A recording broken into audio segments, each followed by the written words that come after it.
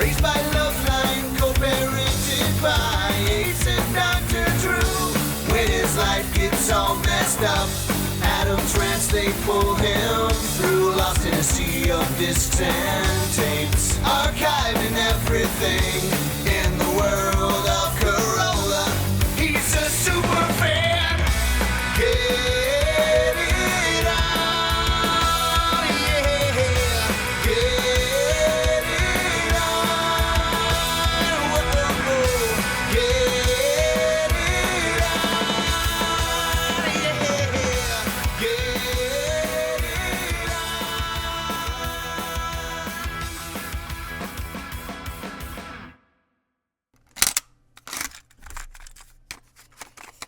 But it's I'm amazed that it caught my eye at all because the Maseratis at the car show were like, oh, fat. Well, I don't know any two-door convertible. LoveLine is meant for awful. an adult audience. Convertible? Convertible two-door.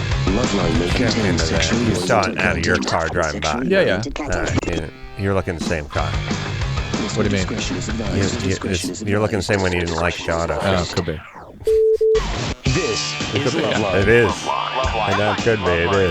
With Adam Carolla It's a new car. and Dr. Drew. Hey, everybody, it's LoveLine. I'm Adam. That's Dr. Drew. Phone number 1-800-LOVE-191. Oh, I just drove in tonight from Monterey. Oh, my God, you drove. You didn't fly. No. Woo. No. Lord. No. Yeah. Was at the Pebble Beach show. Hey, what is it? Dr. Drew, board certified physician. Phone number 1-800-191. All right. Yeah. All right. Yeah. Oh, Pebble Beach.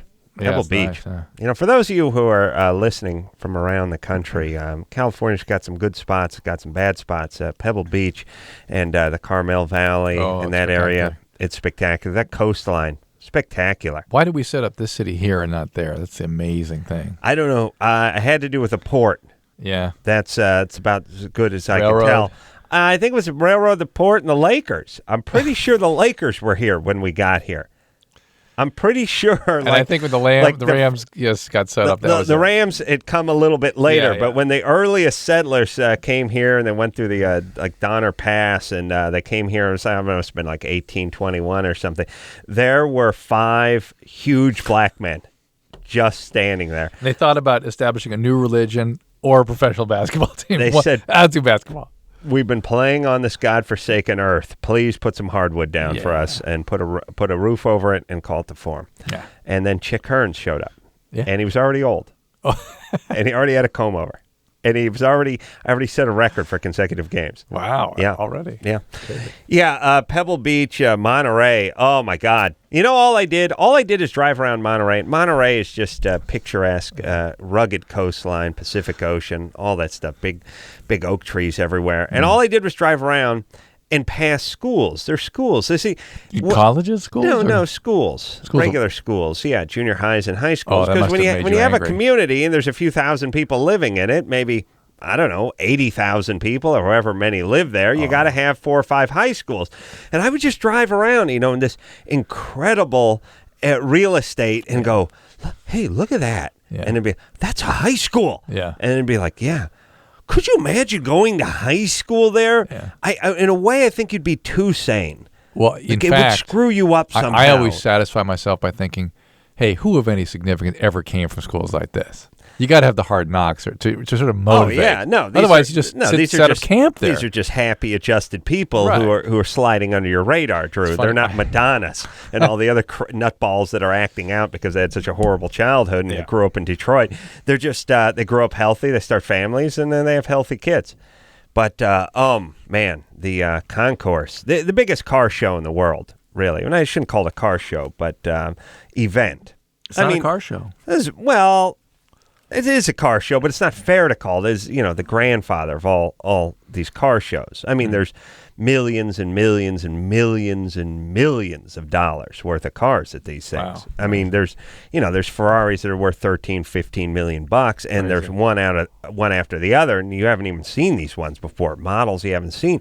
Crazy. Oh, Rolls Royces and Bentleys. I mean, just when you go tour the grounds, there's $100 million worth of cars there. Wow. It is crazy. And, you know, a lot of people get into collecting stuff. Then, oh, well, what car's worth $10 million? Well, what stamp's worth it? What baseball's worth it? What piece of canvas with some oil paint spread on it's worth it? At least when you go look at one of these Bentleys or Rolls Royces or Lincolns from the 20s or Duesenberg or something, your jaw hangs open. Yeah. I mean, the workmanship, the craftsmanship, the machinery, incredible stuff. I mean, you just stare at it. Even if it's a car you don't, I don't like Duesenbergs, but I'm just staring at this Duesenberg going, oh, this is the most magnificent thing made of metal I've ever seen. It's really spectacular. Those big exhaust tubes coming off the side. Those yeah, they had the flex exhaust pipes and superchargers and stuff, and then it's just filthy rich people, just white rich people getting drunk. You must have felt right at home with all the other literally rich people. Literally a millionaire myself, but these guys are taking $12 million Ferraris and putting them on the track and going hard and cracking them up. Just and you listening to this, Drew? By the way, if you had something that was worth more than $8, it would be hermetically sealed, buried in your backyard, and you'd have some flunky standing over it with a flashlight. Yes. Yes, these are $12, $13 million cars. Guys getting out there driving them hard, trading paint, pounding them. Guy totaled a Ferrari GTO, the $13 million car. But They drive them. But what happened to They're meant to be driven. That's the announcement the guys make. Yeah, no, they go out and race at Laguna Seca. Crazy. Oh, what a weekend. If you like cars, don't go there, actually, because it's getting a little crowded. All right, but anyway, filthy rich people. And let me say something else, too. Contrary to what my parents tried to ram up my took-eye growing up. Rich people, not inherently mean. They're actually can be nice. They got a lot of extra stuff, so don't get weird. What do they got to be mean about? Let me tell you something. Poor people, the guys that freak on you. Hey, turn on the TV, see the guy who got stabbed because he borrowed a guy's ratchet set and didn't return it. That ain't rich guy stuff. That's poor guy stuff, because the ratchet set, even though it's only worth $86, is 1/4 of the guy's gross income that year. That when you're under stress, you're more apt to be aggressive. And when you don't have anything, it's a big deal. And you're acting out. Yeah, you're angry. I'm just saying, you go by some flunky's place, try to get a beer and a cigarette from him. He's gonna tell you to F off. Go ask a rich guy for a beer. Hey, there you go, take 6-pack. What's he care? Costs a penny a beer for him. Let's say lots of guys sitting around toasting, and come on up, sit on down, crack something.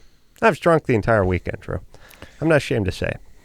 All right, you ready to rock? Were you going to say something? No. No? Of course not. No, you had something to say, but I cut you off. Well, I was going to say how I saw Chris physically recoil. I think it's about an ass full of your literally millionaire comments. He looked physically uncomfortable. Yeah, literally. I'm fine. That's great. You're all right? Yeah. All right, $10 an hour. He reacted. How many hours would he have to work at $10 an hour to be literally a millionaire? A million. Roughly, yeah. Okay. By the time taxes are paid, That's that junior college coming through. Maybe $2 million. Tony?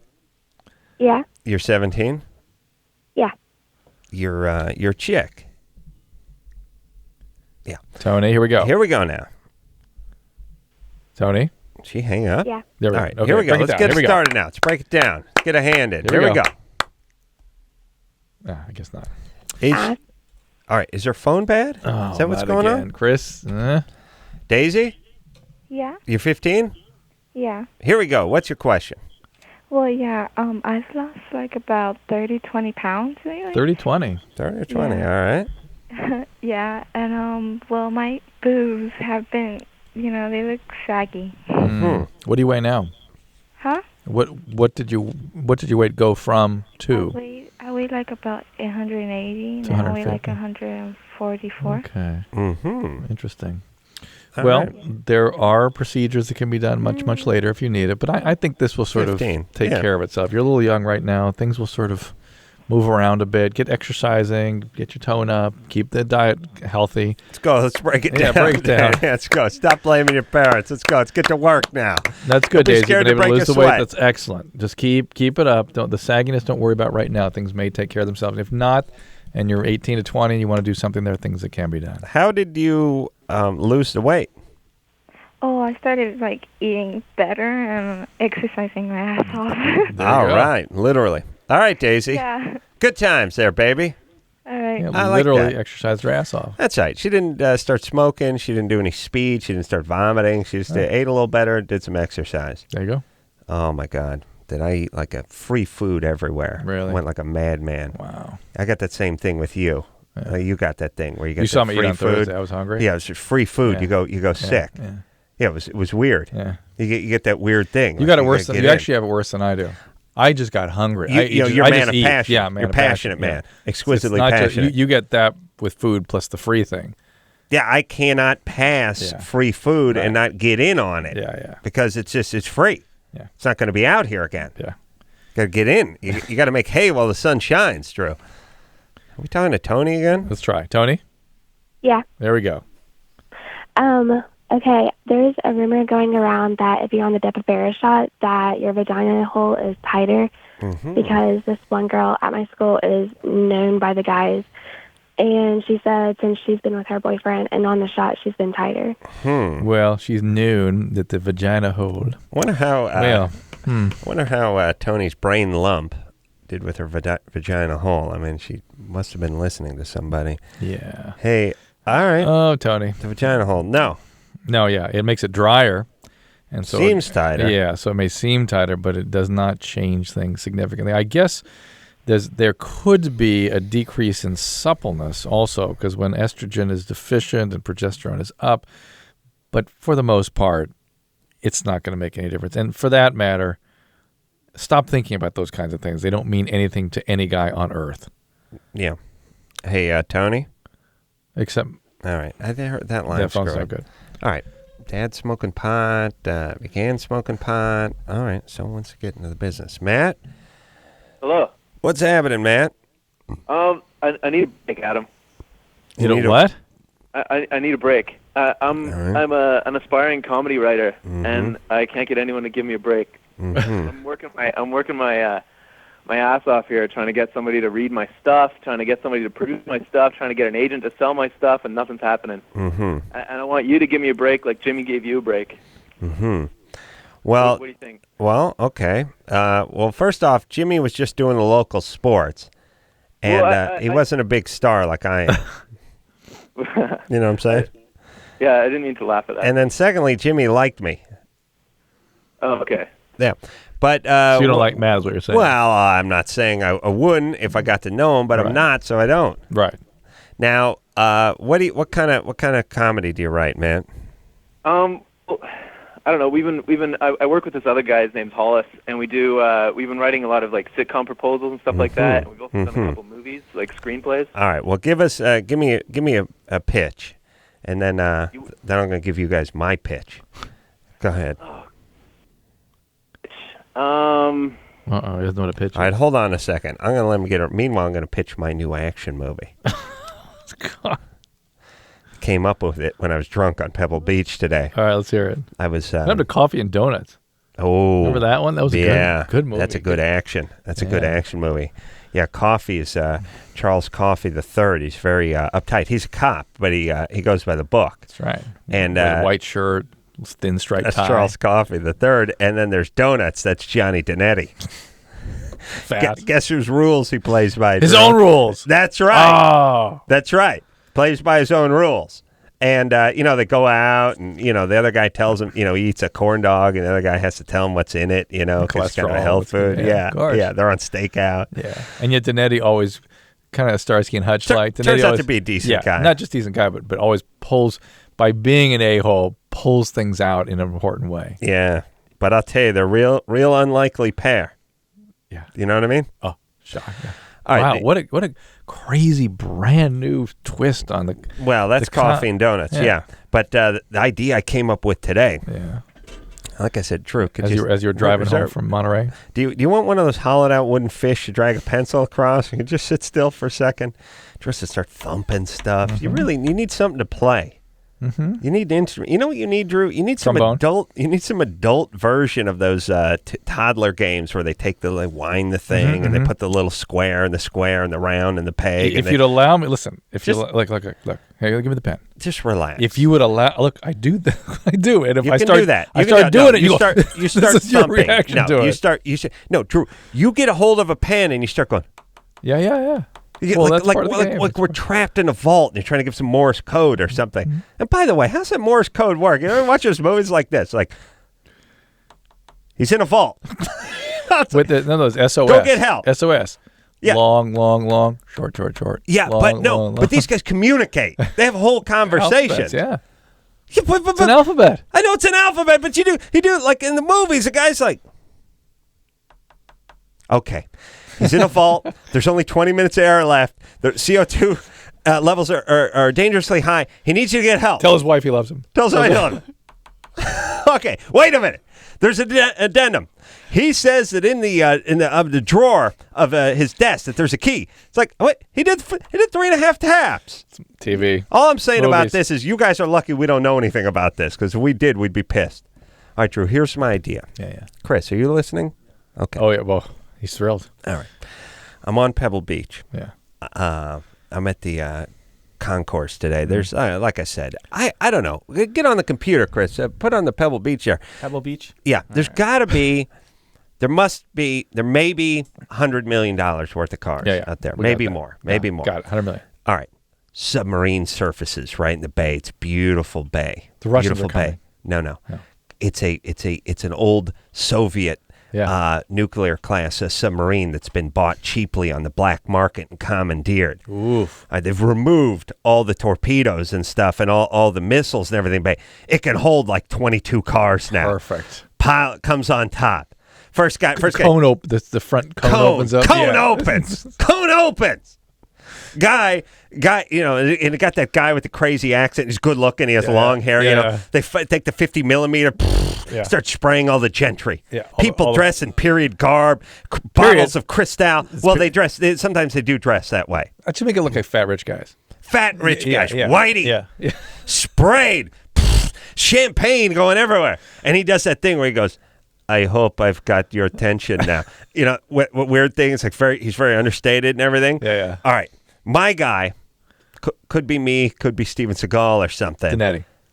Well, no. Now, that's a different... I'm pitching a movie here. Oh, I'm sorry. You brought up Coffee and Donuts, beg your you pardon. idiot. Well, but I mean a Danetti-like character, some guy that's... No. Okay, all right. No. Yeah. This guy's he's been drummed out of the service. Not because he didn't get the job done, because he punched out a superior officer when he left some men behind. Played by his own rules. Tried to cover it up, tried to make his own... Yeah, played his own his own rule. Wasn't scared to stand up. He had good men that he left behind. He was framed for a crime he didn't commit. That's right. Drummed out of the military, but you know, trying to save his... This guy was SEALs and Green Beret and Special Forces. Nobody better. He was trying to save his man, but disobeyed an officer in the course of... Now he's dressed in a old turn of the century. Make it 20s kind of chauffeur outfit.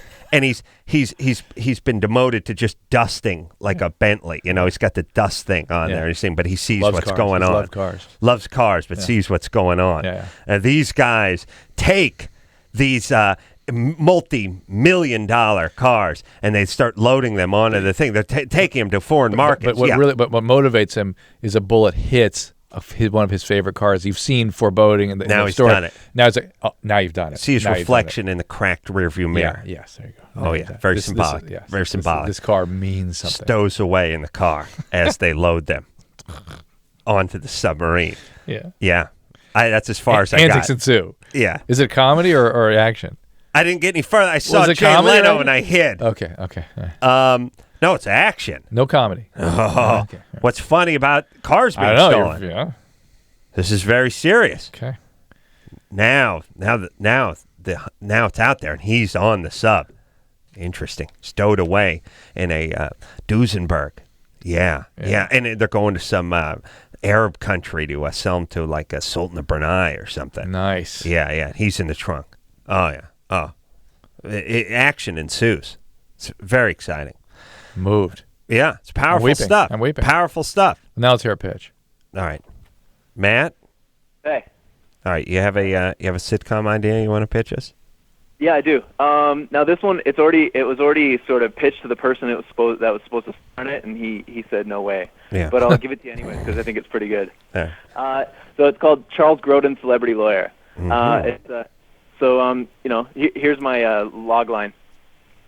Every day, celebrities live in fear that one day the lifestyles they work so hard for will come to a crashing halt.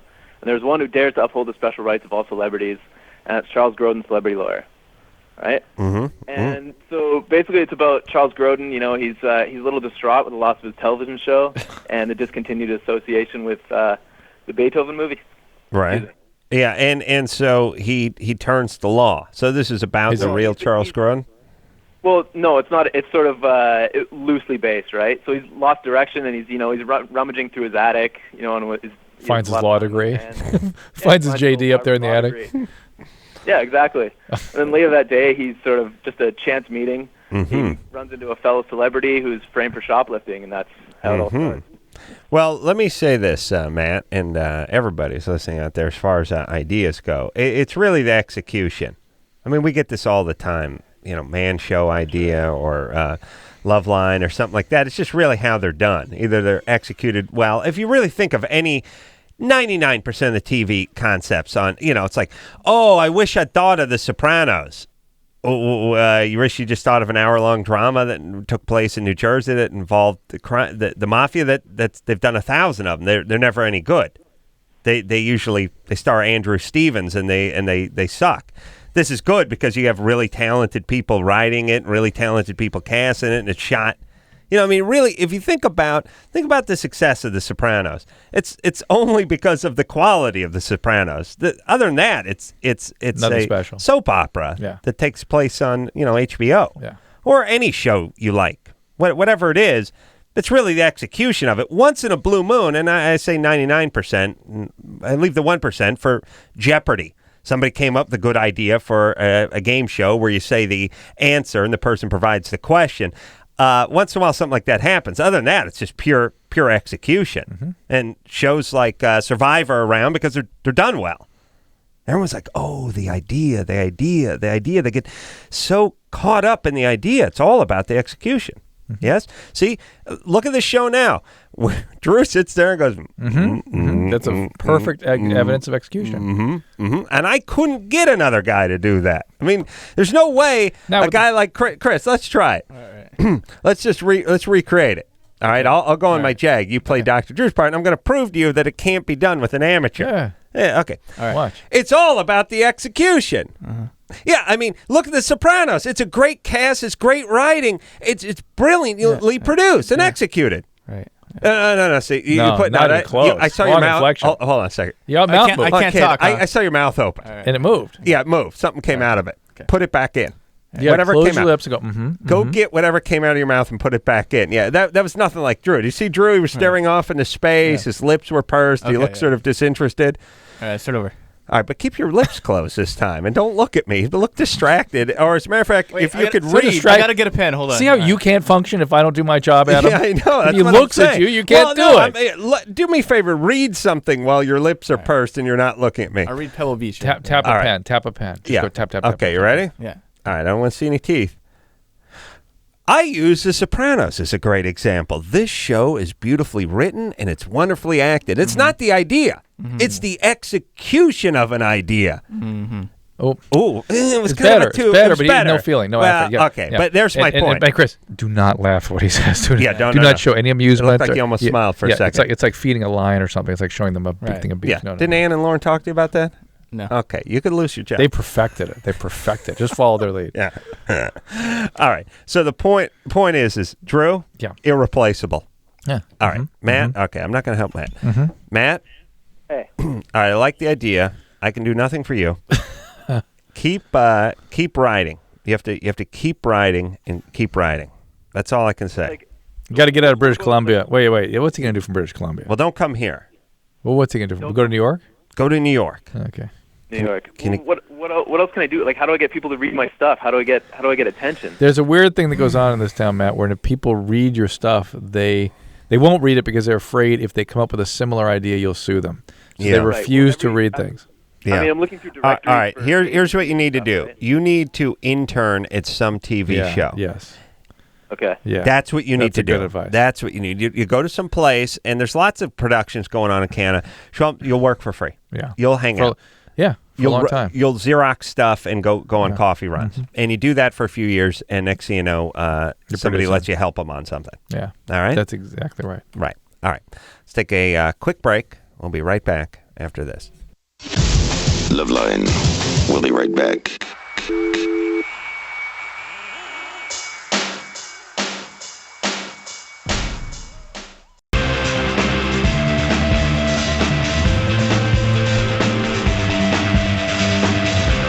Okay, fellas. 3, 2, 1. Hey, everybody. LoveLine. I'm Adam. That's Dr. Drew. Phone number 1-800-LOVE-191. All right. We're going to go back to the phones, and we're going to speak to Sarah, who's 20. Sarah, Yeah. what's up? All right. So I'm 8 months pregnant with my second child, actually. Mm-hmm. And the question's for Dr. Drew, and I'm wondering what the best birth control would be to be on after this pregnancy, because this pregnancy I got on when I was on the pill. Were you taking the pill properly? Yes. Which The pill? first time I wasn't. That's how I got pregnant the first time. The second time I was very, very, very strict about taking it. I took it every day. Were you taking antibiotics or something that might have affected the efficacy of the pill? No. The doctor said that it might have been too weak for me. That's what I was just thinking. Are you on a mini pill or something?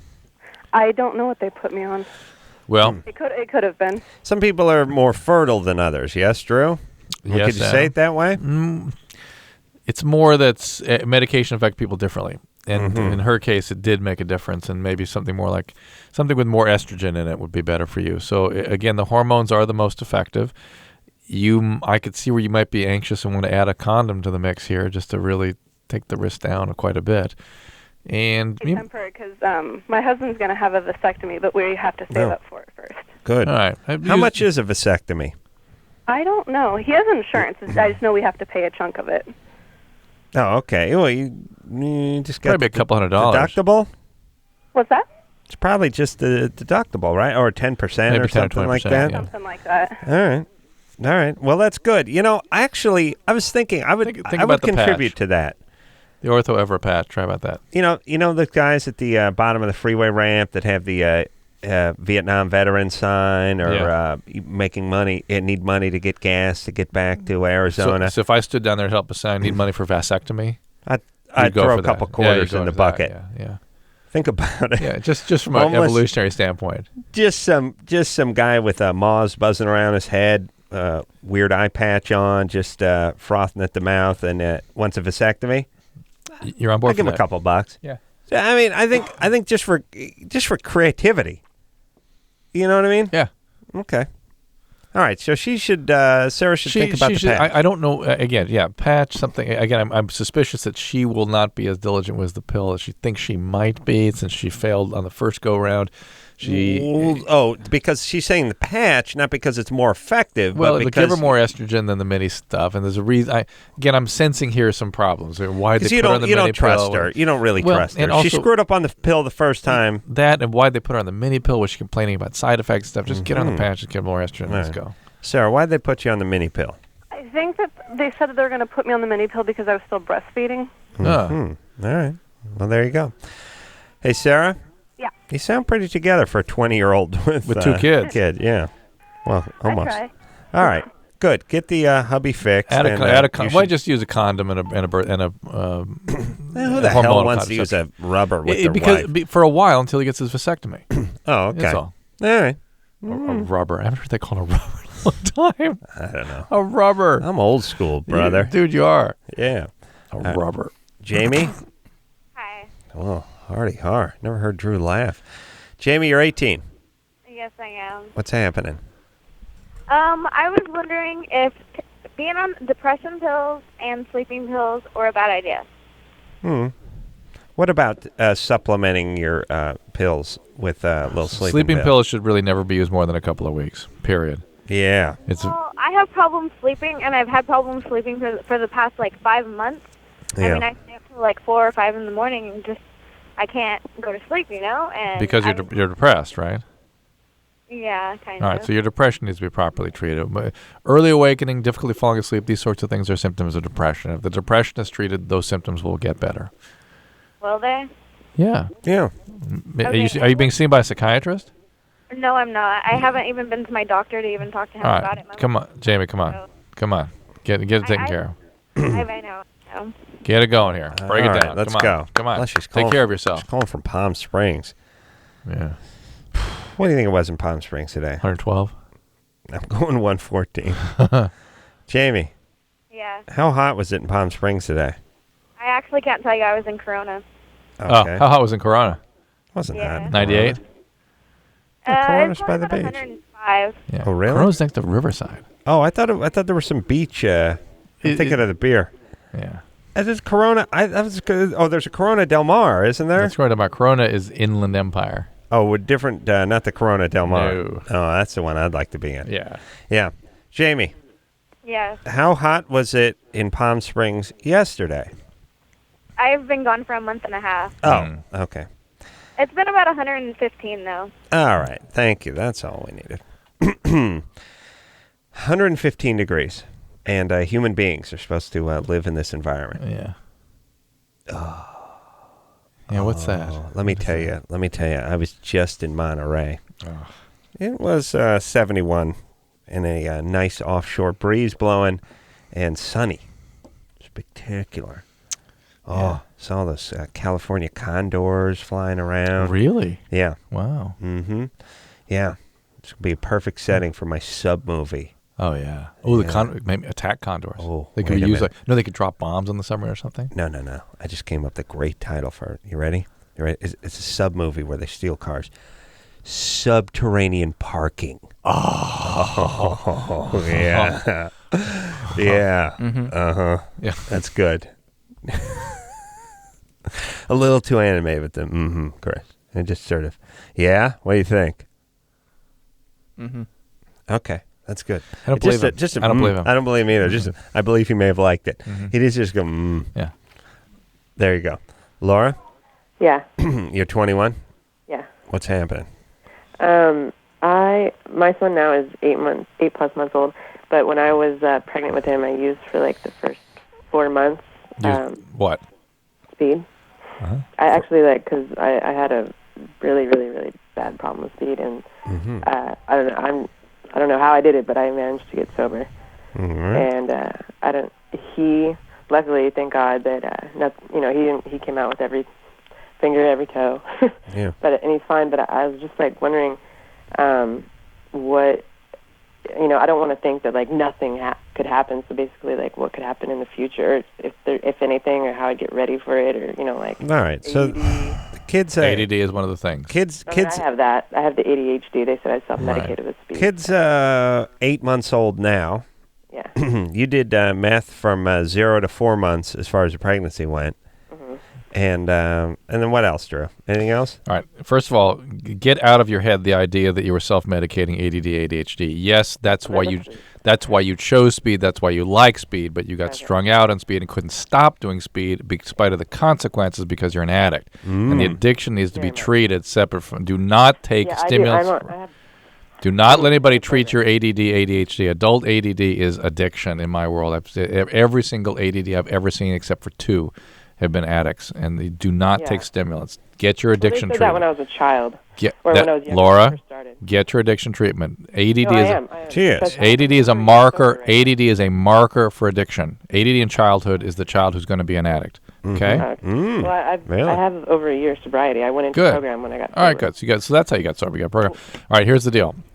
Children exposed to amphetamine, particularly, and cocaine also, can have developmental problems, behavioral problems, cognitive problems, learning problems, particularly around kindergarten, first grade. That's when you start to see things emerge. And if they do, have them treated. My understanding is that for the most part, the outcomes as they get older are actually less severe than they originally thought they might be. So things kind of turn out okay. Better 0 to 4 months or 4 months to I term? don't know the answer to that. All right. I mean, they told me basically that it was better that I was sober longer than I was using during my pregnancy. Of course that's better. But I mean, better. they did all the tests and everything. And Yeah, it sounds like you're in pretty good shape. All Listen, things the being kid's considered. going to be fine. And now the real hurdle is you're 21. You had a little bout with the meth. And your sobriety. You and keep your sobriety going. I'm not sure where Daddy is. Where's Daddy? Well, yeah, that's what I have actually another question about that, because basically he's mad at me for using, and he's being mad at me but staying away. And I know you, Dr. Drew, like having both parents in their lives, and I've been trying really hard to have them have a relationship, but he's been Drew's like crazy that way. Yeah, look, he's using that as an excuse. That's Yeah. BS. What's he talking about? He's an a-hole. How much did I try to have my son have a father? With this I've been guy? putting a lot of energy into it, and well, now look. he's like calling me psycho. All right, hold on a second. Okay. All right, your son's been on the terra firma here for 8 months, right? This guy's seen him how many times? Once. Oh, forget it. Once in 8 months? This guy's forget a it. colossal he's, a-hole. he's an idiot, and he wants out. Yeah. Okay. He is out. He's not coming back. It just kind of scares me, like how I... You're a single mom, and stop clinging to the dream of getting this guy interested in something he's not interested in. Here's what I recommend. Get a couple years of sobriety under your belt. You will be amazed at the healthy people you begin attracting, not the crazy, methed up, coked up guys you used to go for. You'll be attracted to a different kind of person. A different kind of person will be attracted to you. Did you say methed up? Whatever. No, it's good. It sounds it's like messed up. Yeah, it's like when you're gay and you say messed up. Yeah. That's what it sounds like. That when as you get healthy, you'll attract healthy Mike Tyson people. saying messed People are up. capable of a relationship. You'll have a relationship. You'll have a long-term one, hopefully, and that will be the child's male role model. Yeah. All right. Don't worry about the actual biological father. Forget Very him. convenient for this guy to use your former drug use as a reason not to see his child. He's an asshole. He's a bad guy. Yeah, bad guy. And as Adam often says, recreate on behalf of the child a nice story about who his father actually was. Astronaut, they lost in the Pacific. They never retrieved his body. Right. He was dusting a Lincoln, a 1923 Lincoln, when a submarine, when a commandeered Russian sub pulled up on Pebble Beach. He stowed away. This is more for your movie. This could be the home front. He stowed away in the intake manifold of a Bugatti, and later was drowned when he tried to sabotage the sub. But as a hero, and he's at sea. And every time you see the ocean, you think of him. And you'll hear his name instead of a jacked up meth head who raped me in a truck stop urinal, and didn't want to see you. And never took any interest. Right? Say yes. Yeah. Okay.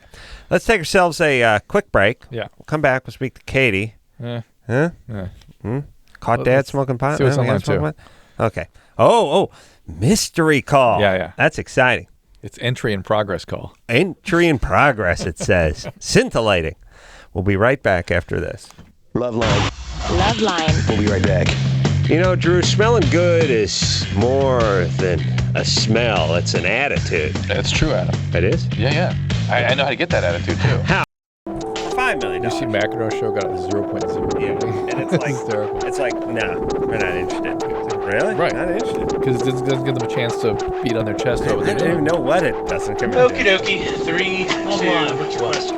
Hey, everybody, it's LoveLine. I'm Adam. That's Dr. Drew. Phone number 1-800-LOVE-191-er. All right, you ready to rock here, Let's go. Drew? Let's go. Let's break it down. Let's get it going now. Let's get it on. James. Got to get it on. 20. Good morning. Yeah. James. Yeah. James. Hello? Oh, there we go. Go, James. Speak. Yes, I'm a 20-year-old virgin, and my girlfriend. Oh, man, are you? Woo! I was going to say that, yeah. And I've just got back from Iraq in April. Hold on 1 second. James. Is that now? Is he? I'll put him on hold. I feel like I don't want to embarrass poor James, but do you think the reason he's a virgin is not for lack of opportunity, but maybe for lack of drive?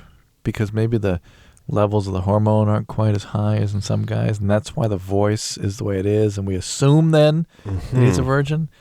You understand what I'm saying? Which is first, the chicken or the egg here? Well, we had this discussion last week, which is I and Drew, for that matter, can just pick guys or virgins or not by the sound of their voice. We talk to 12-year-olds and, they tell you what's going down. Now, is that a function of losing the virginity or the function of a guy who's that androgenized, that masculine, that you know he's not going to be a virgin any longer? Yeah. I'd say it's part inflection and part both. Yeah, like everything. Right. It's a little bit of everything. Yeah, three. Went to the wrong one, but virgin back. Oh, by the way, you should have to get laid before you go into a battle zone. Yeah, I think they owe you that. Dying a virgin would be horrible. James? Yeah. Yes. All right. So you're in the Air Force? Yes. And you just got back from Iraq. Yes. What do you do in the Air Force? I'm a military cop. Oh, MP. And how was Iraq? Worst experience of my life. Really? Why? Just the things that I saw. What happened? Just I really can't say a lot that did happen. It just a lot of things I don't even wish my worst enemy would see. But things happening to civilians or to your coworkers? Civilians, to military, my comrades, everybody. So you were in combat? Yes, I was in Baghdad. Now, what as a military cop? What are you doing?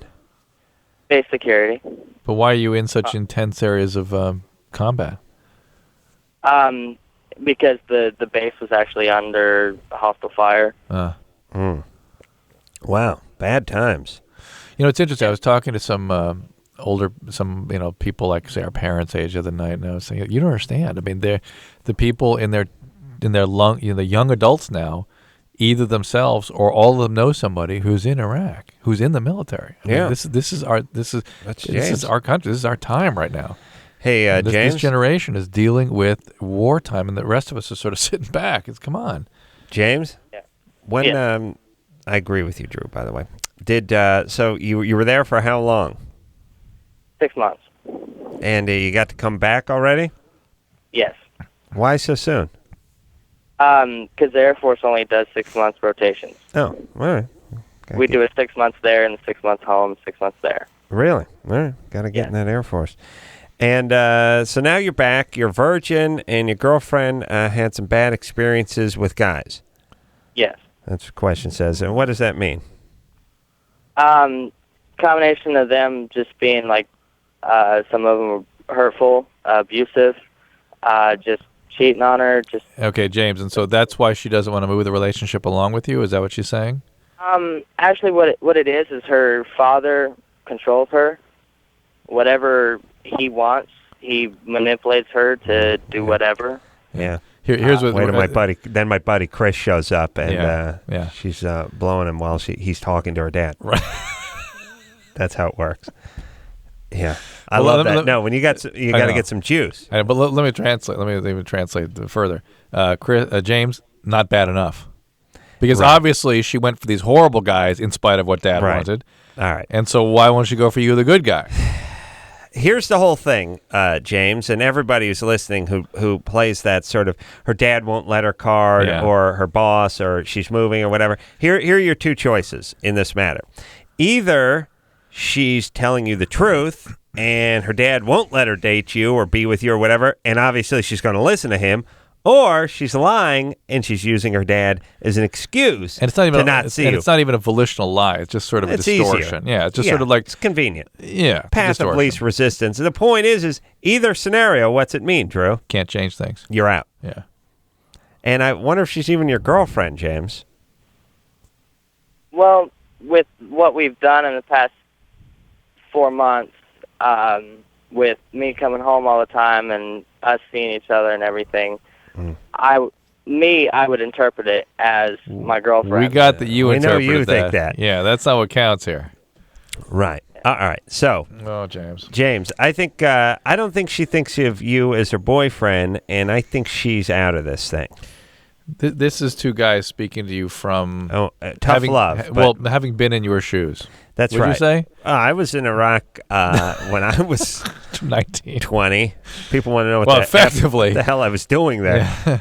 Yeah. No, James, we've loved and lost. We've not just we've been played. Pined for the unavailable. Unrequited love. It's ridiculous.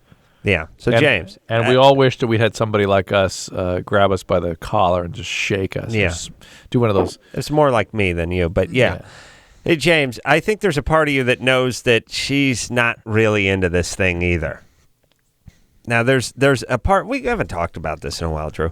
There's a part of everybody that I mean, when you're 19 and you're horny, when you're 20 and you're horny, when you're 17 and you're horny, when you're just a male between the age of 14 and 50. No, but it can go up. It can go up to Into 28, 30. 29, 30. Yeah. There's a 15-year range in there where you can want it enough for the both of you. Yes. And where you can become obsessive Yes. and a little delusional, Yeah. and even smart guys can. Smart guys can't be fooled by bad lies coming from like car salesmen and stuff like that, and guys selling timeshare, but they can easily lie to themselves and get away with it. Yeah, and women can lie to them even easier. Yeah, all they need is a little kernel of something of, well, it's not me, I'd love to see you, but Dad doesn't. Immediately we go to work on Dad. What are we going to do? Because she's dying to see me. She's just listening to her dad for the first time ever. You know what I'm saying?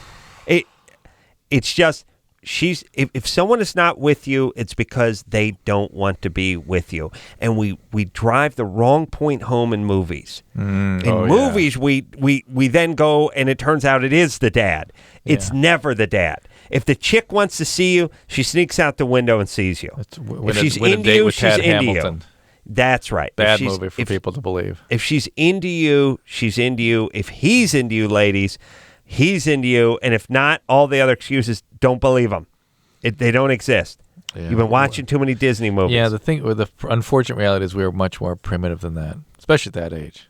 We don't do things that make sense. If there was a chick that you were super hot for when you were 19, 20 years old, anybody in the family could have kept you away? You would have stabbed your dad with a crocheting needle and stepped right over his cold, dead body just to get a handy.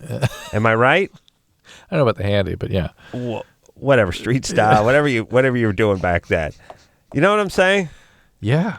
There's no way. My dad, I would have hurt myself laughing. If your dad said something to you. We would have had the conversation with him in the living room on the sofa, though. Son, I forbid you from ever seeing that girl again. What's that, Dad? I can't hear. I'm in the entry hall. Don't make me sit forward.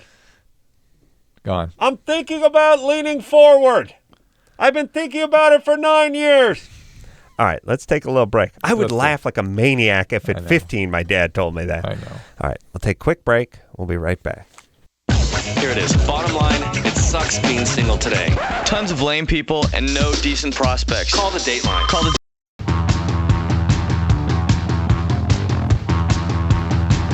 Okay, boys. Okay, hey, I have your favorite date night. Hey, everybody, it's LoveLine. I'm Adam. That's Dr. Drew. Phone number 1-800-LOVE-191. All right, well, I drove home from Pebble Beach today. Got up early. I'm getting tired, Drew. Oh, really? Got to be honest with you. Oh, boy. I'll tell you, is there anything better than a free breakfast? Anything gets you out of bed faster than a free breakfast? Well, any free food immobilizes you. Yeah, but the breakfast really gets you. It gets you out of bed. Yeah, it gets you out of your room. Yeah. Yeah. Where'd you have it? I was up at like the Carmel Valley Inn or some place like that. Nice. It was GM was paying for all this junk, and they got the breakfast going. Oh, that's nice. Yeah, the crepe guy. Had the crepe guy. Of course. I was going to ask you about that. Got a Blintz guy? Blintz guy. Yeah. No, just a crepe guy. Blintz is nice, but they just had the crepes. But then they get the build your own omelet guy. Oh, yeah. Nothing. Imagine, okay, you're lying in bed, you don't want to get up, but you smell some bacon, you smell a little coffee, and you hear the Blintz guy making his way to a station. You're up, right? Yeah. Yeah. Yeah. Gets you motivated. Instead, I got half a yogurt to look forward to in the fridge, or maybe out of the fridge. This doesn't motivate me, but the coffee gets me up. I realize. Yeah. Get you up. Oh, I drove out. Friday morning. Left at 4:30 a.m. Went to bed 2:30. Got up at 4:30 and left. What? Say that again. Went to bed. I drove out Friday to Pebble Beach. Yeah. I left at 5 a.m. Was on the road at 5 a.m. Went to bed at 2:30. Got up at 4:30. That's what I thought you said. Split. Kind of, you know what though? You get there and you don't even remember. It's amazing what you can do and not. Do you know even for the first time in, let me think about this, 20 years, I'm sleeping. Yeah. But I mean, I'm like letting myself sleep till like 8:30 in the morning, even after going to bed at 12:31. Good. With LoveLine. I kept telling you to do I'm that. doing like 2 weeks. I'm getting like a 7 to 9 hours of sleep every night for 2 weeks. I'm a different human being. Yeah. Yeah, I can tell by the way you grunt when I'm going on a tirade. I'm listening. Before Like I I used to go on care. my tirades, and it'd be like, empty grunts. Yeah. And now it's like, See? Yeah. Saw his head. You see his head move? It's crazy. He's animated. He's beaked up, this guy. I reel it in just a little bit, Drew. How You're crazy is that? spooking me. But now that I'm sleeping, I'm thinking to myself, what the F? Well, 20 years of Well, 6, look, 5, you 4 hours. torture yourself and then get angry at the world. I've told you to sleep in for a long time. All right, thank you. Abby, Yeah. you're 18? Yes. What's up? I have difficulties sleeping with my boyfriend. Mm-hmm. Sleeping with your boyfriend, having sex. What happens? There we go. Yeah. What happens? I don't know. Like, I'm bipolar, Okay. and I'll just go through like my manic highs, my manic lows, where I want to have sex with him, and then other times like I'll have really bad flashbacks. Of what? I was molested when I was younger. All right. Well, so that's going to screw up your ability to have relations, right? Who molested you? My mom's boyfriend. Good times. And Yeah. so what we see then is people typically go through periods of very, very intense sexual activity where they're sort of recreating the trauma, and then they'll switch from that to very depriving or deprivation states where they don't have any sex. They're shut down. Yeah. So maybe you're in that kind of shutdown stage. And did you tell your mom about this guy? Yeah, I went through court and everything. She testified against me. She testified against you. Yeah. Oh, that's good. Good mom. Well, how does that work? I don't know. She said that I'm full of shit. And, At least you realize she said the S word. She did catch Better herself. than most of our callers. Yeah, Abby dropped the S-bomb, so I had to put her on hold so we can reboot here for a second. I always wonder about this, like, are people that truly evil, or does Abby have some sort of very negative, semi-twisted version of what Mom did in court? Both. It's both. Yeah. Right. Mom's horrible. But did she really testify against her daughter? We'll try to find out. You know what? I've seen so much screwed up stuff in my career. It's just sort of Abby. My favorite phrase now is whatever. Hey, Abby. I just believe anything. Don't swear and again. nothing. Believe I'm everything. sorry. All right. Now, how is it that your mom testified against you in court for this molestation by thing? him and all this other poo, and So she was She was freaked out. poo. I guess, yeah. And so she was scared of the guy. Yeah. So she was saying stuff like, "I never saw anything." Like, that could never happen, da-da-da-da. Mm-hmm. He was And too made busy. me sound like a liar. He was too Right. busy beating me. And Yeah, basically. and so what happened? He was found guilty. Mm-mm. He signed a confess form, and he only served 2 months. And I don't even know if he's a registered molester. Yeah, Abby, you don't have to take a huge drag off. Start getting blow it into the mic, into the phone for us. We get it. You can- All right, baby. All right, listen. Angry. So, have you had a lot of treatment? I've been in therapy since I was 8. Okay, keep going. What I've noticed in people that have been through this is they sort of splinter internally. They become kind of a good self and a bad self, and when the bad self is active, that's when magically they can have sex. And when they actually get involved in a relationship with somebody worthwhile, that's when they tend to shut down, that the good self is somehow completely divorced from the sexual self. And you got to be able to integrate these things to have a real relationship. And Yeah, because he's like the first nice guy that I've ever been Yeah, with. so Yeah. don't screw it 30 up. years older than me, Yeah. so- Well, don't He's screw what? it up. Huh? Okay, yeah. Just try not to sabotage, Abby. It's gonna be difficult for you. Yeah. Like before you give him a BJ, put out the cigarette. Nobody needs that. And take your bipolar meds too. Yeah. You ever get your sack burned, Drew? With a cigarette? Well, Tiparillo. No, now I think about it, I can't. Okay. Can't say. Yeah, well, you don't know pain then. Yeah, You don't know well, pain. And geez, with your immense, prodigious sackage, you get in the way. I mean, yeah. Poor partner of yours, if she so much as lit a cigarette nearby, Yeah. the sack would catch. Prodigious. Yeah. Are you ready to rock? Yeah. Jen? Sacco plenty. Mr. Elastic Scrotum. Jen, you're 20. Yeah, I'm here. What's up? That's right. Adam Carolla, Mr. Elastic Scrotum. That's me. Yeah, I just have a question about because I had chlamydia and I got treated for it. Yep. What'd you take? They gave me the stuff to drink. I don't know what it's called. Right, this is azithromycin. Okay. Yeah. And I think that was 2 weeks ago, and I was just wondering, does it go away right away? Essentially. I mean, you're certainly good at 2 weeks. Okay. People might recommend you stay off things for a week or so, but... okay, because I was wondering when it would be safe to have unprotected sex again. You should be fine. But really? It's not with the same partner, right? No. Yeah. No. Yeah. So you can start partying tonight?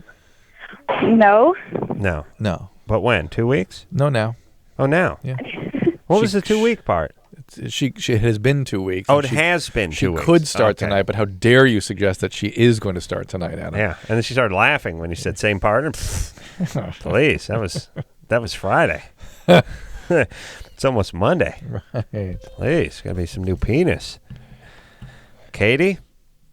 Yeah. You're 18? Yeah. What's when happening? I was like 14, I got diagnosed with bipolar. Mm-hmm.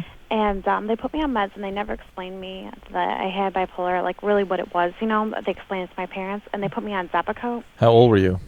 I was about 14. How fruitful would it have been for them to spend a lot of time discussing your brain chemistry at 14? Well, it would have been a lot of help because now I'm 18, and after I went in the hospital 11 times in a year. I had 11 stays there, and then I ended up at a group home. And now I'm going to a doctor, and I'm out of the group home. I've been out for a year. And they tell me that I'm not bipolar, and I'm not on any meds now, and I feel fine. But because of the Depakote, I gained over 70 pounds. Depakote doesn't typically cause weight gain. Were you on something else? Were you on Zyprexa? That was the only thing I was on. All right. Seroquel? Nothing else? I'm on Seroquel now. Yeah, well, that can cause you to gain weight.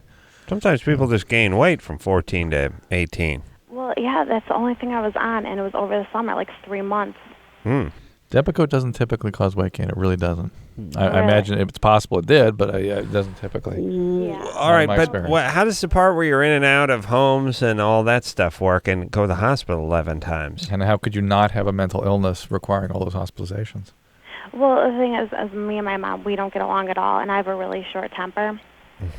So every time something happened, I would go back, and it would just went on and on. And then Would you try hurting yourself?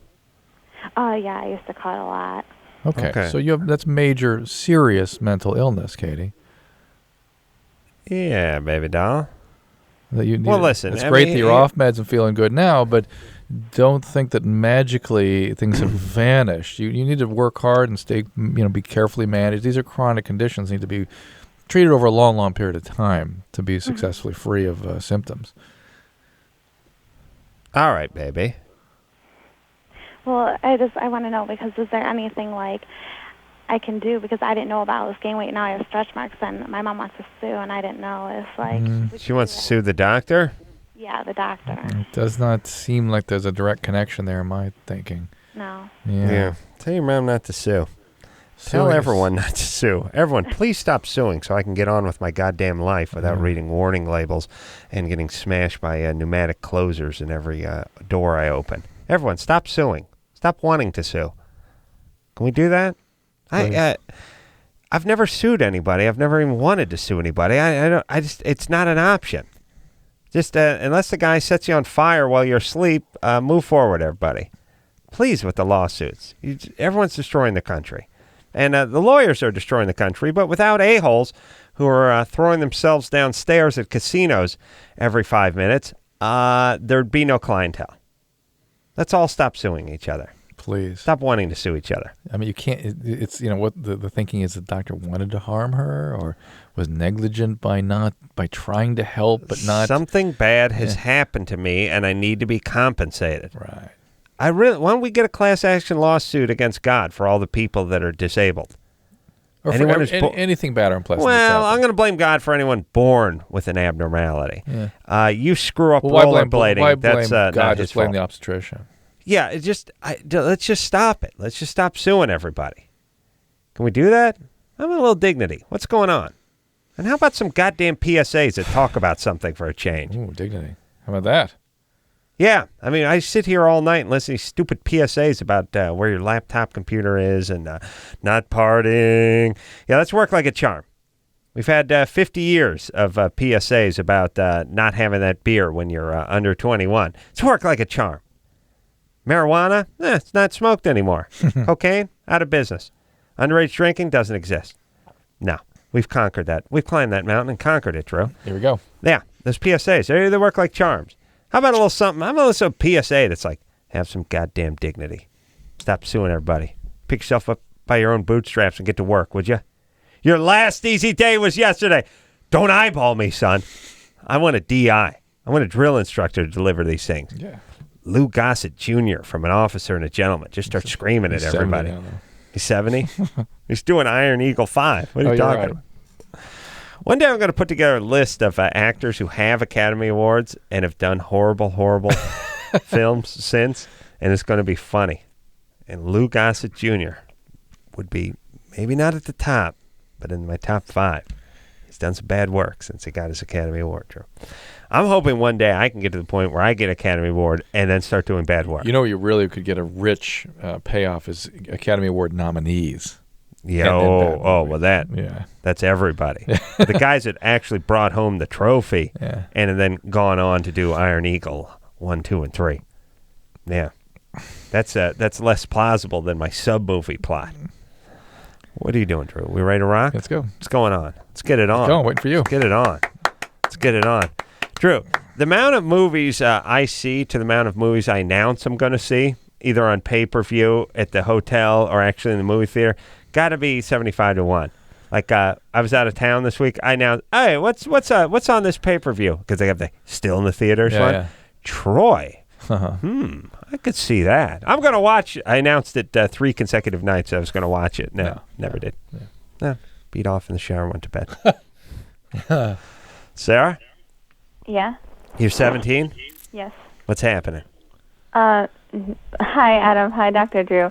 Well, I recently slept with my best guy friend, and I wanted some relationship advice because he told me he just wanted to be friends. After you guys slept together? Before and after. Yeah. Okay. How long have you guys known each other? Off and on about 2 years. We met in school. Were you attracted to him at first? Did you want to be a boyfriend, girlfriend? And when you No, not at first. After I got to know him, I started liking him. Really? How'd you get to know him at first if you weren't attracted to him? Oh, well, we started hanging out. We live really close to each other, about 2 minutes away, so usually we just go hang out naturally because, because he lives nearby within a 5-mile radius of your house? Yeah, and plus we have a lot of common interests. And like what? Well, like we have the same taste in music, the same taste in... And he's never tried to come on to you before? No, not really. We flirt, but nothing really before. Does he have a girlfriend?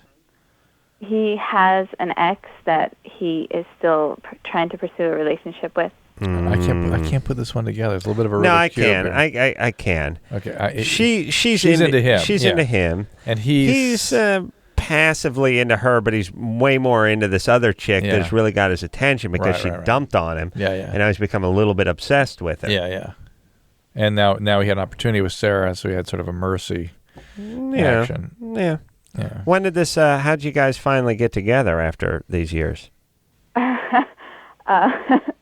It's kind of funny. We were sitting in a car and we were kind of having a truth or dare kind of thing. Yeah. Because he didn't think that I was daring, and I proved him wrong, apparently. So what was the truth or dare? Like when the guy... hold on. I like when the guy pretends he comes up with something. Yeah, I bet you wouldn't. Yeah, I mean, like if you couldn't take your top off and run around the car and then jump back in and land on my penis. I just thought of that, man. You guys pretend like they're trying to come up with dares, but always involves... But what are the women thinking? What do they think the guy's motivated to do? I know, it's so funny, too. Like, it's never like, let's see, truth, you tell me how many guys you slept with, or dare, you go down to Old Man Johnson's farm and egg his truck. So, no, it's always something with the shirt coming off. You know what I mean? Yeah. That's the chick. And for a guy, it's something, okay, you got to go outside and you got to take the hose or whatever and it's freezing cold or something like that. But with a chick, And it's, again, the guy's thinking, what would be good? And by the way, the guys are looking for an opportunity to show their willingness to deliver on your behalf. You whatever pull it is your you want sweater me to over your head and smear this lithium axle grease on your areolas. I just thought of that. I would have done the same for a dude. Yeah, if you're playing, and by the way, when there's guys involved, it's like, okay, the guy's dare is like put another sweatshirt on and then just go roll out in the snow. Yeah, go roll in the flog snow. yourself with the hose. Yeah, right. do something. All right, what are we talking about? Well, Sarah, it's prove you love me. Yeah. Right. Sarah? Yeah. So what was the dare he gave you? Well, it was more like just what was the most teasing thing I could do to him kind of thing. Oh my God. Oh my. Sarah. So what'd you do? Don't get too graphic, but go ahead. Keep in mind that I'm very inexperienced in comparison to him, so I kind of kissed him on the neck, and he laughed. And said that wasn't good enough? He explained to me that his idea of teasing was underneath clothing. Ah, interesting that his idea was a step further than what you delivered. Usually guys saying reel it in just a little bit. What I like is like, how dare you? How dare you? You call that a dare? Oh my God. This guy's good. Yeah, He's so not good. What? So then what happened? Well, so then, I don't know, I kissed him, and he kissed me back, and we started making out, and one thing led to another. Yeah. One thing. He had no shocked. idea. One thing led to another. All right, Drew. Don't get too condescending. But wait a minute. How could that happen? I mean, I'm confused. All right. And what's your nationality, by the way? Me? Yeah, you have one? I'm Hispanic and white. I knew it. Yeah, Drew had another thought. Drew thought you may have been Asian for some crazy reason. I don't know why. I didn't get anything off of you, by the way. Very rare, by the way, because I'm usually looking for a ethnic angle, but I got nothing off of you. All right, so Sarah, then you guys had sex in the car. Yeah. Right. And now he's back to wanting to be friends. Yeah, okay. At what point did he declare, by the way, as things were unfolding, we're just going to be friends after this, right? What was he doing at the moment that was delivered? Mid-make-out, I believe. Okay. Yeah, no. Listen, Sarah, here's the thing. He may still be your friend. He's not going to be your boyfriend. He's interested in this other chick. Yeah. You can't win him over. You've had sex with him now. It's not worked. You have to move on. Okay. Sorry, but that's the way it is. Having sex with the guy does not convert them. Does not convert it into a relationship. Does not convert it into anything. No, it does not. Oh and here's the thing too. It's so hard, when you're 18 or 17. It's like, this person doesn't like me. Well, how am I going to make it without this person? I'll never see this person. I mean, you remember those stupid sort of retarded fantasies where it's like you'd say, I will never see this person again. Oh my God, no. I mean, they're so special. I couldn't imagine. Couldn't live without them. I don't think I could make it a friends we week. had together. And oh my The God. times, yes. Yeah, but the point is now you're a little older, Drew, you didn't want to see your wife. No. Forget about the ones you've had. I do want to see my wife. I certainly want to see anybody else. We'll go home to a house that's empty for a change. Or the point is think of all the people you haven't seen in 20 years and never think about it. It's cool.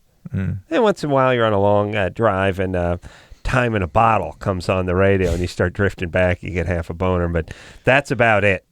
You never, you made it fine. Not only can you make it without this guy, you're going to make it without the next 10 guys. And then you'll marry the guy. And you got to stay there for 4 years, and then you make it without him. I'm just saying, you don't need to see him. And by the way, real relationship are people you want to be with, but don't have to be with. Right. You know what I'm saying? You want to be with somebody, and must. Let me tell you something, man. Love is like a bird, man. You gotta let it You gotta free. set it free, Oh, man. yeah. And if it comes back, it was meant to be, man. But if it just flies out and gets hit by like a UPS guy, then it's dead, man. What a load of crap. You can still have sex with it a couple of times, but not dead. Yeah. But during the summer, you gotta hurry because it'll go bad. Yeah. Quick. You know what I mean? Yeah. Yeah. All right, we'll take a quick break. We'll be right back after this. If you need help, hang up and then dial. LoveLine. 1-800-LOVE-191. LoveLine will be right back.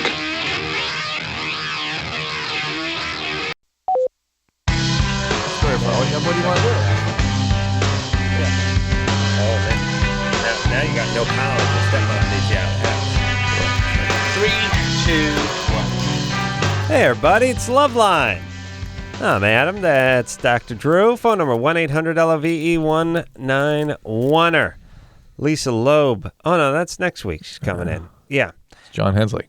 Yeah, from Nip Tuck coming in here. Matthew Lillard coming in here from up the creek without a paddle. Is that what it is? Without a paddle, I think it is. Without the paddle. Yeah, that's what I said. Up the creek, up a creek. Just without up a some paddle. Creek. Oh, it's I just think it's without, just a without a paddle. paddle, yeah. Oh, just without a paddle. I think so. It is that without right? a paddle. Yeah. Yeah. All right, you're right, Drew. That's why you get the big bucks. That's why. All right, let's. I Hey, want to do Chris. Germany or Florida. Okay. Can you believe we get paid the same? Can you believe that, Chris? No. Okay, good. Very enthusiastic response. I like it we're not doing piecework and I get paid by the syllable because you'd be destroyed. Rena? Hey. Yeah, imagine, Drew, if we were getting paid by the word and you and I had to compete. You see what I'm saying? See who could try to make more money? Yeah, but there'd have to be sort of a weight applied to each word. You know what I mean? There'd be a value to each word. I don't know. I think it would go something like this. Watch, it'd be like this. Rena, what's going on? 14. What's going on here? You have Talk problems? to me, You have baby. any questions? You have any I'm not done right now. Hey, wow, I feel a bit overwhelmed. Well, you see now, in that it one, won't work. I would have gotten in like 21 words. You would have gotten in 19 words. So I'll You're get very paid a little competitive. more. You're No, very no, competitive. no, Yes, no, you are. no, Yes, you are. no, You're no, very no, competitive. no, Very- no, indeed no, you are. no, The no, words no, involved no, in this would be very no, important. Yes. Okay. And there, for redundancy, you'd have, like I said, no, I'm not 128 times. That wouldn't work. Wouldn't work. Yeah. Oh, wait a minute. I just repeated what you said. But there was a context That's okay. to it. That's okay. That's okay. That's okay. All right. Let's stop being punchy. It's time to play Germany or Florida, by the way. Let's go. Let's go. Let's go. Let's go. Rena? Yeah. 14, baby doll. Germany or Florida? Here we go. Okay. A man suspected of murder after he was seen carrying what a neighbor thought was a body into his flat has cleared his name by showing police his collection of rubber sex dolls. We've heard this one. this Yes, one. we've heard, actually. Yeah. They decided it was Germany. Yeah, it was Germany. And don't use flat. Yeah, flat. There's no Florida flats. No. Okay. Yeah, they have apartments. Way to go, Raina. Nice job. But thanks. It was baby a doll. good one. We liked that one. So Good job. Yeah. All right. Yeah, that was Germany. Yeah. All right. Here we go. Let's another bogus call coming up here. Justin, Hey, how you doing? you're 18. All right, so my question is, my friend was at work, and her friend there said, trying to have sex, when she's on her. All right. Bad, and I'm happy because girlfriend wants him to do anal sex with her. Okay, he's reluctant. Wants to know about the risk. That's bogus. Yeah. Yeah. Okay. Began smoking pot. Caught dad smoking get pot. these two. They've been there for a long time. 108 minutes on Come on, hold, let's go. Drew. Let's go. I'll Let's break go. it down. Shasta, Yes. is that your name? Yes, it is. Wow. What kind of name is Shasta? I like my name. It's a soda. It's a soda. Adam, it's a soda. You got that? Oh. It's also a mountain in It's Northern a mountain California. as well. Yeah. It's a county. And a lake, and a county. Yeah. So who named you Shasta? My dad. Oh, okay. All right. What's up? Well, about a week ago, I started smoking pot. Okay. And I was wondering, because the guys that are my friends that I smoke with, they said that it doesn't really do anything to you. It's like the same as a cigarette. No, that's not true. That's simply not true. It doesn't do anything to you if you smoke it once a month, but if you're smoking it every day, it has rather profound effects. Yeah. No, like probably 3 times a week. 3 times a week can begin to add up. That's enough. You're Yeah. calling from Bakersfield, right? Yes, I am. You need All right. everything you got. Believe me. Yeah. You should be eating like a ginkgo biloba. Is that the herb? You need one of those supplements that make you that help your brain. Not that bring it down. Yeah. Pot for some people can be quite addictive, and when it's used regularly, will have rather profound effects on your development, particularly at your age. So please don't get going with that. You're 16, baby doll. You got to move far away from Bakersfield. Oh, I'm going to. I want to Okay. live in London. London, good. And what are you gonna... think what Shasta will be like. That name in London will be like perfect. intrigue. What are you going to do there? Video game producing. Oh, that's perfect. Why London? Because it's L.A., New York, and London are the big, and Japan. Really? They may require her to smoke pot, though, to be a part of that industry, mightn't they? What do you have to do to be a video game producer? I'm gonna get into the code area, like designing all the stuff. Where do you train for that? Well, I'm taking this computer programming class, and I need to learn all the programs. Like, I'm going to write programs.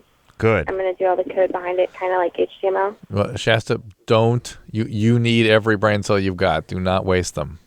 That's right. This is a highly competitive and intellectual field, it seems to me, at least challenging field. Yes. Yeah, here's the whole thing about the weed, everybody. It stunts your mental growth, especially if you're doing it all the time. There's just certain things you miss. It's not an accident we know you're smoking a lot of pot. We can tell immediately when somebody's smoking a lot of pot, not because they seem sharp and on their game. No. Quite the contrary. It dulls you. Yeah. It's like when you don't get enough sleep, but every day. And I know you make that thing, but it does take the edge off and make you not quite as sharp as you were. That's Caitlin. Yeah. Caitlin? Yeah. When I say not enough sleep, I mean 5 minutes sleep. Yeah. You're a mess. Yeah. You don't think straight. Right. All right. Caitlin? Yeah. You're 17? Yeah. Yeah. Except for Bill Maher. He doesn't sleep? No, I think he smokes a ton of weed, but he's a very sharp guy. You know I bet he doesn't smoke that much. I bet when he smokes plenty. Well, there always is that guy that smokes for a long, long period of time, and it seemed to be resistant to these accumulative effects of the drug. I've known some people. I know some doctors that do that. Well, let me. And what I will tell you is, eventually that bill comes due. Well, here's what I'm telling you. That ain't you. Whoever's listening. Yeah. No. I know. You ain't Bill Maher. Believe me, I've seen like 2 of those people in my whole life. Bill Maher smoke a hay bale of pot a week and still be sharp as a tack. I can't believe that would be Bill. It doesn't fit. Maybe twice a week he smokes out, but not every day. I don't know. Really, I don't know how much weed he smokes. I bet not. Just I bet whenever you I'm not. around him. I bet not. Okay. He may be saying the same thing about you. Well, because whenever he's around you, you're smoking pot. Well, yeah, but he hands me the joint. So? I don't ask him if he wants to go smoke weed. Okay, here's my point. I remember when Tony Curtis asked him to go smoke out. Ask you to go smoke out? Ask him. Ask Bill? Yeah, Tony Curtis. Whoa. I'm like, oh my God. All right, here's the point. Here's the thing with pot. Drew, stop making noise. Maybe he was kidding. There are a handful of people that are so intelligent, that are so advanced, that have such big brains that they can actually cool their jets down a little. And it's like trying to put out a volcano with a garden hose. Yeah, technically it cools it a little bit, but really it's so powerful that whatever. It'd be a little better without it. But I understand that you sort of see this as the horsepower of the individual, but there may actually be some properties that resist the cumulative effect of the drug also. Yeah. In there addition is, to the horsepower. but yes, there is. I'm sure there is, but it's obviously. Look, I know plenty of intelligent people. I'm not going to mention any more names other than Bill Maher, who like to take a toke now and again, and that's being conservative. Who have not seemed to have lost a step from their game. Okay, and I know many of these people, and they're adults, and they consume a lot of marijuana, and yet very sharp. Okay. They can do it because they're very intelligent people. They don't get the effects that you would have. Right. But here's what I'm saying. That ain't you. All you nut jobs from Bakersfield. Yeah. You need every cell you got. And I'm inclined to think that they probably really seriously. We'll have to get Bill up here. So we can sue me for slander. Slander. He's trying to speak the truth. Here we go. Caitlin. Trying. 6. Yeah. Is it libel when you talk about it and slander when you write it, or which one? Caitlin? Yeah. What's happening? Hi. First off, Dr. Drew, I loved your book, Cracked. Oh, thanks, Caitlin. Yeah. Bill Maher smoked it, actually. Told me he liked it, but he had to smoke it. You're 17. What's up? Yeah, I've recently found out both my parents smoke pot. Mm-hmm. Great. And I don't really know how to handle it. What I should do. They smoking pot every day? Yeah, pretty much. What do you mean how to handle it? What's happening? Well, I don't know what to do. Like, I've talked to them about it, and like they say they're going to stop, but they don't. Yeah, you can't change them, and you're not their parent. So what is it you're looking for? What's the feeling that you're looking for direction upon? That they just, I don't They're not going to change. They're not I don't gonna want them to lie to me about it. Well, okay, you can tell them that. How'd you catch him? I walked into my dad's when he was smoking. Mm-hmm. All right. Well, the only thing you can do, if you're interested, you can get things to help yourself. You can take care of yourself by going to Al-Anon or getting a therapist, that sort of thing, to learn to deal with parents who are addicted. Yeah. How's your dad doing? He's okay. Does he have a job? Yeah, he has a job. Like, they haven't been doing it their whole lives. They just recently started up again. So they say. Do they provide a good home for you? Yeah, they do. What's your dad do for a living? He's in computers. Oh, see? And he makes okay money, and your mom's good, and they, do you have a decent house? Is there food in the refrigerator? Yeah. When are you going up to college in a year or so? Yeah, I am. Where are you going? Probably the University of Arkansas. Razorback. Yeah. Hey, here's the thing, that huge Caitlin. jumbotron at the University of Arkansas, the biggest in the world. Oh, really? It's so big they had to shut it down because it interfered with air traffic. The Wow. radiation from it. Wow. It's huge. Hey, Caitlin. Yeah. How do you know so much? I spoke there. All right. Well, quiet Shut down. up, Don't yeah. speak here. Just speak in Arkansas. That's our new rule. All right, here's the thing. Caitlin, you're not going to stop him. I agree with Drew. You sound depressed. I don't think it's just over this. Your parents are successful, or at least successful enough to provide a home and put food on the table and send you off to college one of these days. Focus on your friends. Focus on you not smoking pot. Focus on getting your grades up. Focus on going to school next year and all that good stuff. And don't sit home and sulk over your parents doing this. You're not going to get them to stop. And if they're being, look, here's what I'm saying. I don't want to condemn the parents. If the dad goes to work and he puts in a good day and he comes home and tokes out a little reefer and he puts food on the table, so be it. But they're not the perfect humans you thought they were. Right. I know you idealize them. You do sound a little depressed. Again, therapist, Al-Anon, 12-step could help you. If nothing else, go away to college. Take advantage of the mental health services at the University of Arkansas when you get there. Good times. And go backs. Razorbacks. Backpacks. Lauren? Yes, hi. Hey. There should be a team called the Fanny Packs. Could there be a gayer name for like a football team? Yes. Really? Lord Jeffs. East Colorado Fanny Packs. Oh, yeah. Lord Jeffs. That was Drew's mascot. Yeah. Well, everybody, it's beautiful football season, and it's the Lord Jeffs. Oh, you don't understand. Versus the Eastern Illinois Fanny Packs. Yeah? Yeah. Yeah, that's bad news. All right. Drew, what's up? Want to talk to Lauren? Yeah. All right. Let's, Lauren, 22. Yes, I'm 22, and my boyfriend's 23. We have a 6-month-old baby together. Oh, boy. And we live separately. He cheated on me with someone for a while he was in the Army. Broke up with me while I was pregnant. But I couldn't keep working while I was pregnant because of some health issues, so he invited me to go and live in his apartment until I could get back on my feet again. While he was off doing his Army thing, or live with him? Live with him. All right. While he was whoa. While he was broken up with you? Yeah, while he was broken up with me. While- We've been really good friends for All right. like 6 years. While you're pregnant with his child? Yeah. All right.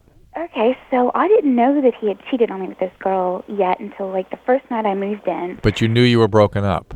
Yeah, I knew we were broken up. So how could it be cheating if you're broken up? And Because they did it before they broke He up. did it before we broke up. Well, that's why you No, broke up. Duh. Yeah, we broke up for that reason, but I didn't know until that All first right, night. this is what people know. This is why you don't get married in your early 20s. The kind of stuff that people. What in do you their mean 20s you broke up for that reason, but you didn't know? He broke it off because He broke it off because he found somebody else. Yeah, and she didn't know that's why he broke All right, it off. go ahead, Lauren. Well, okay, so that first night that I was there, we had this big tearful reunion, and he wanted to get back together with me. Boy. I found out about the woman and Yeah. found out that she had planned to move several hundred miles to be near him.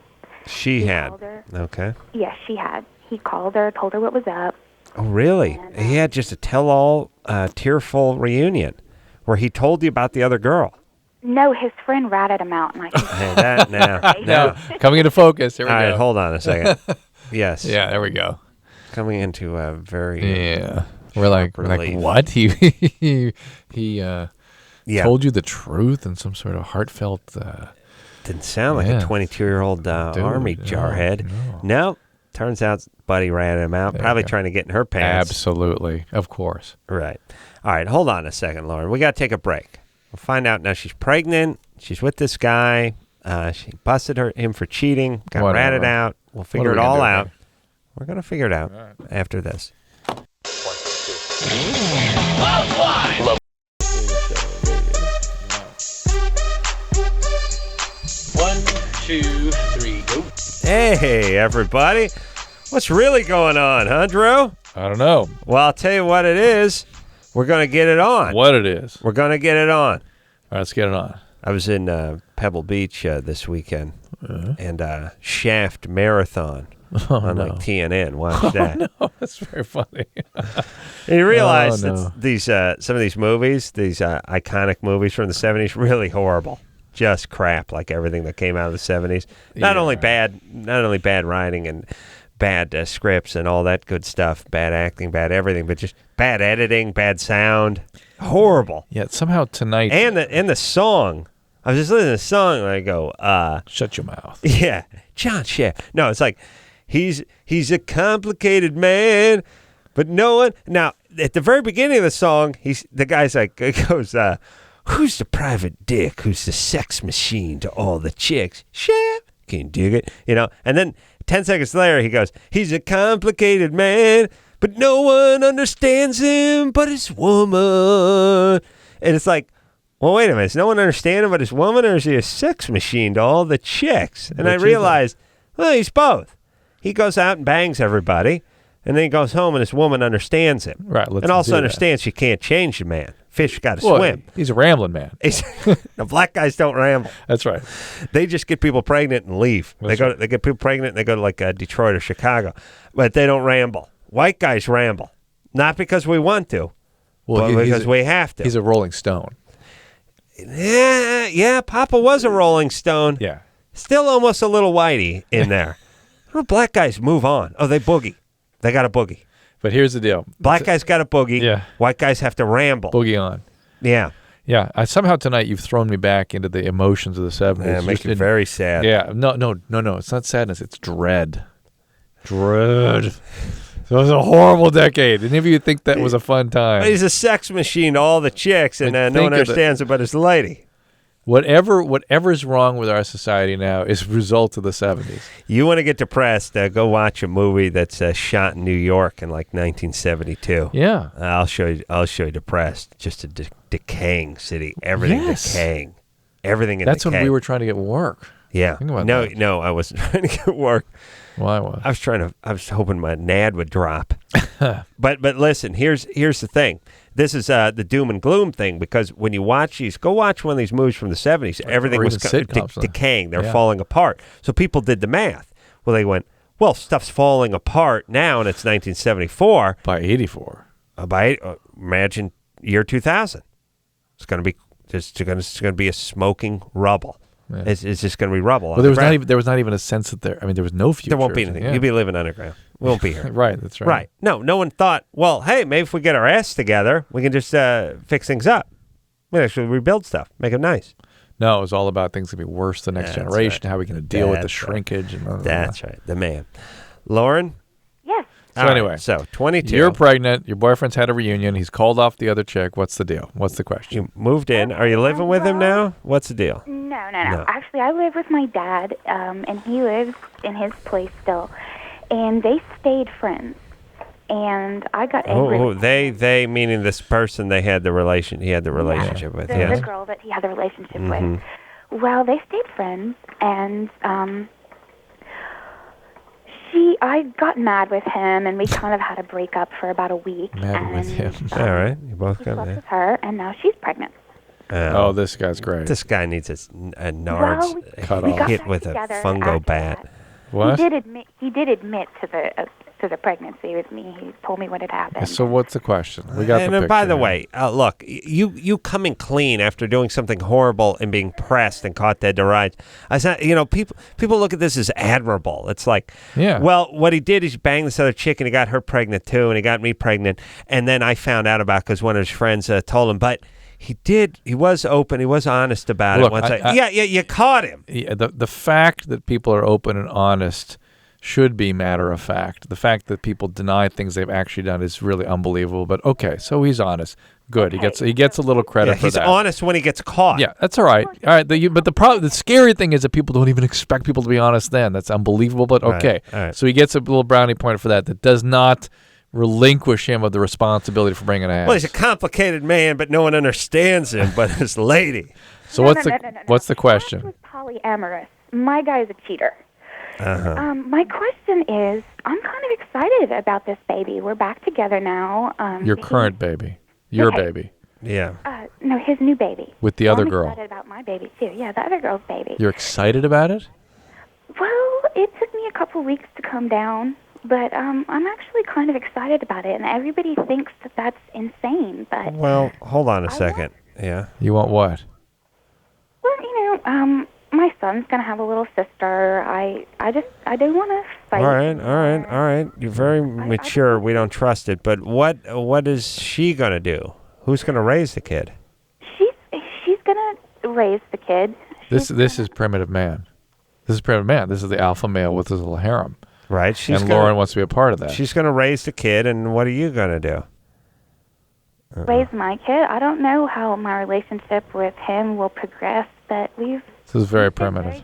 Very primitive. Well, I don't understand. I don't understand what you're excited about if your being part of a harem. Boyfriend nailed somebody else and got them pregnant, and now she's going to see that kid through to full term. And what are you going to do? What's your role going to be? Lead wife. You be number one? Number one wife. I could do that. See what I'm saying? Well, number one, I'm fine. Well, what is your plan? I mean, I don't understand. Why do you have to be a part of the new kid's life? I guess I always grew up with step parents. No kidding. Yeah, actually, the man that I'm living with now is not my father. He's my ex-stepfather who raised me. Raised you? Raped you or raised you? Raised me. Raised me. Okay, Lauren. Look, this is a what we call cluster F in but the listen, in the business. Adam, let's stand back and be a little bit. You take care of your kid. Here's the deal. I don't trust this guy. I don't like this guy. In ancient Egypt and and parts of Utah and nomadic tribes in the Mesopotamian region at one time, these things work. So there's a primitive aspect of the human being that can tolerate this. Lauren, not what we call healthy. It's a disaster. Look, stop. I know you're keeping a stiff upper lip. I appreciate it, but the wheels are going to come off this wagon soon because of him. This is an unhealthy guy. Here's what you need to do. I don't trust him. I don't like him, and he's not given me any cause to think anything else about him.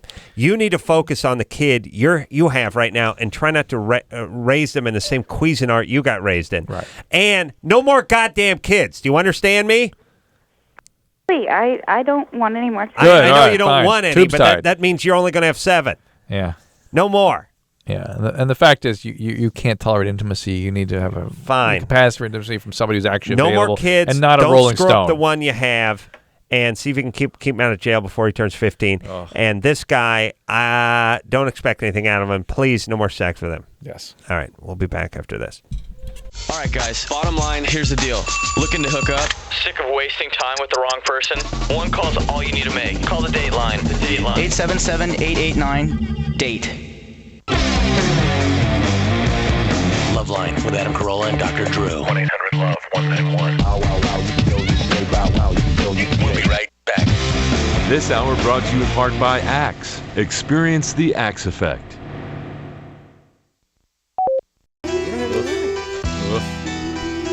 Ooh, Lord. Yeah. 3, 2, 1.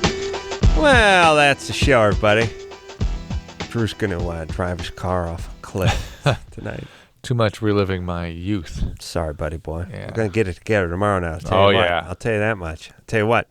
We got John Hensley here tonight. Tomorrow night, I should say, from Nip Tuck. Very successful cable show, Drew. Mm-hmm. Very. We'll take ourselves a quick 22-hour break. And until next time, it's Adam Carolla for Dr. Drew saying mahalo. This has been LoveLine. LoveLine. The opinions expressed on this show are not necessarily those of the staff, management, sponsors, or this station. The The producer for LoveLine is Annie Gould. LoveLine is a presentation of Westwood One Entertainment.